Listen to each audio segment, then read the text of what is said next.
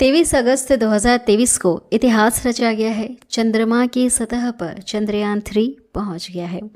देखिए, आज की वीडियो काफ़ी ज़्यादा इंपॉर्टेंट है आप सभी लोगों के लिए। वीडियो को ध्यान से देखिएगा, बहुत ही ज़्यादा यूज़फुल है, नॉलेजेबल है आपके आने वाले सभी एग्ज़ाम के लिए।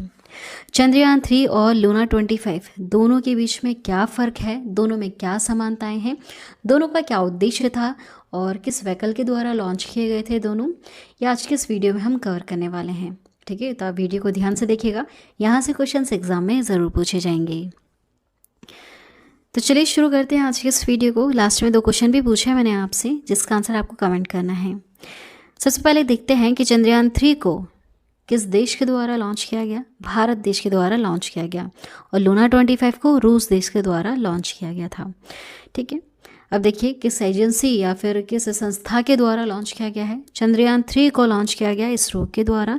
यह Indian space of research organisation है, भारत देश की संस्था है, अंतरिक्ष संस्था, जिसके द्वारा इसको लॉन्च किया गया। लूना 25 को रोस्कोसमोस के द्वारा लॉन्च किया गया। यह रूसी अंतरिक्ष एजेंसी है। ठीक है, अब जगह की हम बात करते हैं, कौन सी जगह से लॉन्च किया गया। चंद्रयान 3 को सतीश धवन अंतरिक्ष केंद्र श्रीहरिकोटा, जो आंध्र प्रदेश में स्थित है, वहाँ से लॉन्च किया गया। अब देखिएगा, लूना 25 को कहाँ से लॉन्च किया गया है। इसे सुदूर पूर्व में रूस के वोस्तोचन कॉस्मोड्रोम स्पेस पोर्ट से लॉन्च किया गया। ये जगह आपको याद रखना होगा। ठीक है, चलिए आगे बढ़ते हैं। डेट याद रखिएगा। चंद्रयान 3 को 14 जुलाई 2023 में लॉन्च किया गया और लूना 25 को 10 अगस्त 2023 में लॉन्च किया गया। आप दोनों में देख सकते हैं कितना ज़्यादा फ़र्क है, बीच में दोनों काफ़ी गैप है, लेकिन उसके बाद भी लूना 25 10 अगस्त को लॉन्च होने के बाद भी भारत देश के चंद्रयान 3 के पहले चंद्रमा के दक्षिणी ध्रुव पर पहुंचने वाला था। अब कवर करते हैं किस रॉकेट की मदद से इसे लॉन्च किया गया। देखिए, चंद्रयान 3 को LVM-3 रॉकेट की मदद से लॉन्च किया गया, जिसका वेट है 3800 किलोग्राम। इसका एक और नाम दे रखा है हमने, बाहुबली। लूना 25 को लॉन्च किया गया है सोयूज 2.1B रॉकेट की मदद से, जिसका वेट है 1750 किलोग्राम। आप देख सकते हैं दोनों के वेट में भी काफ़ी ज़्यादा फर्क है। लगभग बाहुबली के आधे वजन का था सोयूज 2.1B। ये जो सोयूज 2.1B है, यह दुनिया का सबसे ज़्यादा शक्तिशाली रॉकेट में से एक है। इतना ज़्यादा पावरफुल था कि इसने पृथ्वी की जो ग्रेविटी है उससे एक बार में ही लूना 25 को बाहर निकाल दिया। सिर्फ एक राउंड लगाकर ही यह लूना 25 चंद्रमा की सतह तक पहुंच गया, उसके ऑर्बिट तक पहुंच गया। ठीक है, लेकिन जो LVM-3 रॉकेट है, क्योंकि हमारी इंडिया के पास इतना ज़्यादा बजट नहीं था, इतना ज़्यादा फ्यूल यहाँ पे यूज़ नहीं कर सकते थे, इतना ज़्यादा पावरफुल भी रॉकेट एफर्ट नहीं कर सकते थे, तो जो LVM-3 रॉकेट था, इसने सिर्फ इतनी हेल्प की थी, जो चंद्रयान 3 है इसको ग्रेविटी के लगभग बहुत दूर तक ले जाने की कोशिश की, लेकिन ये पूरी तरह से बाहर नहीं निकाल पाया। उसकी वजह से जो हमारा चंद्रयान 3 था, ये यहीं पर ही इस डायरेक्शन में धीरे धीरे होता हुआ बाहर निकला है पृथ्वी की ग्रेविटी से, और यहाँ से ऐसा होता हुआ फिर चंद्रमा तक पहुँचा और वहाँ पर भी इसके ऑर्बिट में घूमता रहा और धीरे धीरे करके वहाँ पर लैंड हो गया। ठीक है, दोनों में आपको फ़र्क समझ में आ रहा है, क्योंकि ये बहुत ज़्यादा पावरफुल था, इसलिए एक बार में ही पृथ्वी की ग्रेविटी से बाहर निकाल दिया लूना 25 को। हमारे पास इतना ज़्यादा पावरफुल रॉकेट नहीं था, इसलिए इतना ज़्यादा समय लग गया है। देखिए, 14 जुलाई को लॉन्च किया गया और ये सिर्फ 10 अगस्त को ही लॉन्च किया और 21 अगस्त को तो वहाँ तक पहुँच चुका था। अब देखिए क्या क्या ये लेकर गया था, जो LVM-3 रॉकेट है, ये क्या क्या वहाँ तक लेकर गया था। तो इसमें हमारे पास प्रोपल्शन मॉड्यूल था, जिसकी हेल्प से वहाँ तक हम पहुँच पाए। वहाँ पर काम करने वाली 2 चीज़ें हैं वैसे, लैंडर और रोवर। ठीक है, ये मेन है जिसे वहाँ तक पहुँचाना था, लैंडर और रोवर को। अब आप यहाँ पर देखिएगा, ये सिर्फ एक लैंडर मिशन था, इसमें कोई रोवर वगैरह नहीं था, इसलिए भी इसका वेट काफ़ी कम हो गया, क्योंकि जो हमारे पास रोवर है, इसका रोवर का ही करीबन 600 किलोग्राम कुछ ऐसा वजन है। ठीक है, तो आप देख सकते हैं वेट इसलिए भी कम हुआ क्योंकि इनके पास सिर्फ लैंडर मिशन था यह, और हमारे पास बहुत सारी चीज़ें हमने ऐड कर रखी थी। अब देखिएगा, 23 अगस्त को सॉफ्ट लैंडिंग हो चुकी है, दक्षिणी ध्रुव पर हमारा चंद्रयान 3 पहुंच चुका है। और टाइम अगर देखें तो 6:04 के आसपास शाम को लैंड हो चुका है, ये सॉफ्ट लैंडिंग हो गई है। और यह जो मिशन है लूना 25, यह 21 अगस्त को मिशन फेल हो चुका था। ठीक है, संपर्क टूट गया था। संपर्क कैसे टूटा यह भी अगर आप पता करना चाहें तो देखिए, जो मून है, मून की सतह तक पहुंचने से पहले उसे जो यहाँ की जो ऑर्बिट है उससे धीरे धीरे उसको नीचे उतरना था, लेकिन यहाँ पर वो सही तरीके से दूसरी कक्षा में ट्रैवल नहीं कर पाया और यहाँ पर वो अचानक से इसके ऊपर गिर गया। ठीक है, मून के ऊपर जाकर गिर गया। जो उसकी कक्षा है वो ठीक से वो नहीं बदल पाया था, इनका जो लैंडर है वो ठीक से कक्षा नहीं बदल पाया था और वहाँ पर जो उनकी लैंडिंग हुई है वो बिल्कुल क्रैश हुई। अब देखिए, चांद के दक्षिणी ध्रुव पर पहुंचना दोनों का उद्देश्य था। दोनों का उद्देश्य क्या था? चांद के दक्षिणी ध्रुव पर पहुंचना।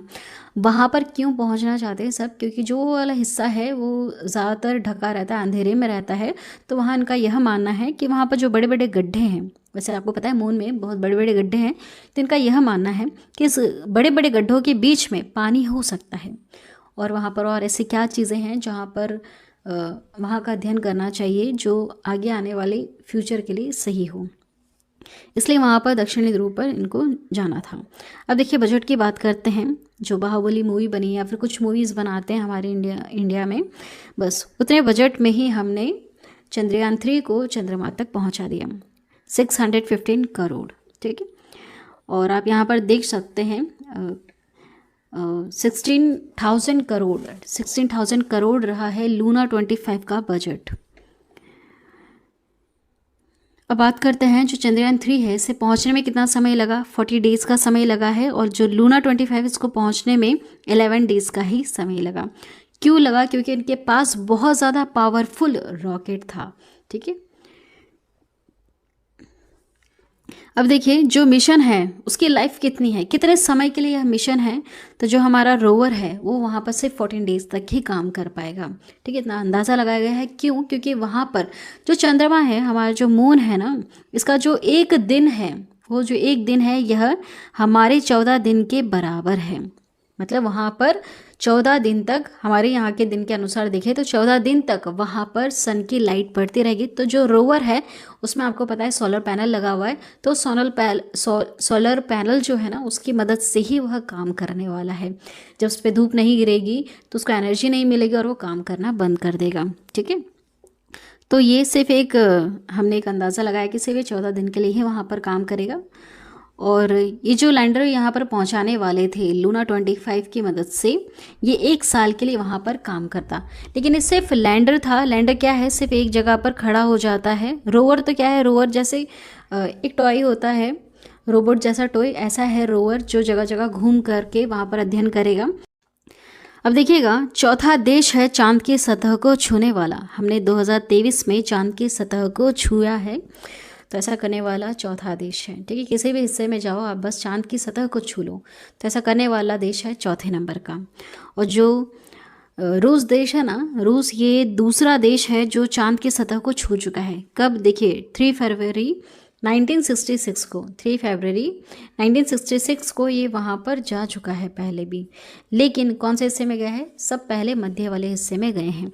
दक्षिणी ध्रुव की हम बात करें तो दक्षिणी ध्रुव पर उतरने वाला पहला देश है हमारा भारत देश। रूस अभी तक वहाँ पर सक्सेसफुल नहीं हो पाया है, इन फ्यूचर हो सकता है। ठीक है, चलिए, ये थे कुछ ऐसे पॉइंट्स जो आपको पता होना चाहिए। अब देखिए, इनका उद्देश्य क्या है। चंद्रयान 3 और जो लूना 25 है, लगभग इनके उद्देश्य बराबर ही हैं, है ना, ज़्यादा फर्क नहीं है। चंद्रमा की सतह पर सुरक्षित और सॉफ्ट लैंडिंग का प्रदर्शन इनको करना था। रोवर को चंद्रमा की सतह पर चलते हुए दिखाना था। ये तो हमारे चंद्रयान 3 का मेन उद्देश्य था। चंद्रयान 3 से जो लैंडर जो वहाँ पर लैंड हुआ है उसमें से जो रोवर निकलेगा, जैसा कि आपको पता होगा, जब ये चलेगा तो वहाँ पर अशोक स्तंभ और इसरो जो है उसका लोगो वहाँ पर बनता हुआ चलेगा। ठीक है, उसके जो टायर है ना वो कुछ इस तरह से डिज़ाइन किए हैं कि जैसे जैसे वो चलेगा तो वहाँ पर जो धूल है, मिट्टी है, वहाँ पर इस तरह के निशान छपते जाएंगे। अब देखिए, लैंडर और रोवर के माध्यम से चंद्रमा की सतह का वैज्ञानिक अध्ययन करना है। चलिए, तो आंसर होगा ऑप्शन डी वाला, ये सभी इसके उद्देश्य हैं। अब यहाँ पर देखिएगा, चंद्रयान 3 को सक्सेसफुल बनाने वाले कुछ नाम आपको याद रखने होंगे। यहाँ पे जो साइंटिस्ट हैं जिन्होंने बहुत बड़ा योगदान दिया है अपना, देखिए जैसे इसरो के अध्यक्ष अभी कौन है, एस सोमनाथ। इसरो के अध्यक्ष एस सोमनाथ ने पिछले साल जनवरी में इसरो की कमान संभाली थी। ये इसरो के अध्यक्ष हैं, इनका नाम याद रखिएगा, एस सोमनाथ। दूसरे व्यक्ति हैं चंद्रयान 3 के प्रोजेक्ट डायरेक्टर पी वीर मुथुवेल। चंद्रयान 3 के प्रोजेक्ट डायरेक्टर की भी भूमिका अहम है, वैसे सबकी भूमिका अहम है, सबको थैंक यू हम कहते हैं। देखिए इन्होंने वर्ष 2019 में चंद्रयान 3 के प्रोजेक्ट डायरेक्टर की कमान संभाली थी। उनके बाद नाम आता है एस उन्नीकृष्णन नायर का। एस उन्नीकृष्णन नायर इसरो के प्रमुख वैज्ञानिकों में से एक हैं। उन्होंने केरल के तुम्बा में स्थित विक्रम साराभाई अंतरिक्ष केंद्र geo synchronize satellite launch vehicle mark 3 को विकसित करने में प्रमुख भूमिका निभाई थी। ठीक है, इनके बाद नाम आता है एम शंकरन का। एम शंकरन को इसरो के लिए भारत के सभी उपग्रहों के डिज़ाइन का निर्माण का काम सौंपा गया था, क्योंकि जब हम इसे लॉन्च करेंगे LVM-3 को, तो कहीं ऐसा ना हो कि बीच में दूसरे उपग्रह आ जाए। तो जितने भी डिज़ाइन हैं पहले के उपग्रहों की सबको तैयार करने का काम किसे सौंपा गया था, एम शंकरन को। ठीक है, क्योंकि ऐसा हो सकता है क्योंकि बहुत सारे उपग्रह हैं जो पृथ्वी के आसपास घूम रहे हैं। लगभग सभी देशों ने अपने अपने उपग्रह, अपने जो आर्टिफिशियल सैटेलाइट्स हैं वो लॉन्च कर रखी हैं। ठीक है, अब देखिए मिशन चंद्रयान 3 के लैंडर का नाम क्या रखा गया है, इसका नाम क्या रखा गया है आपको कमेंट करके बताना है।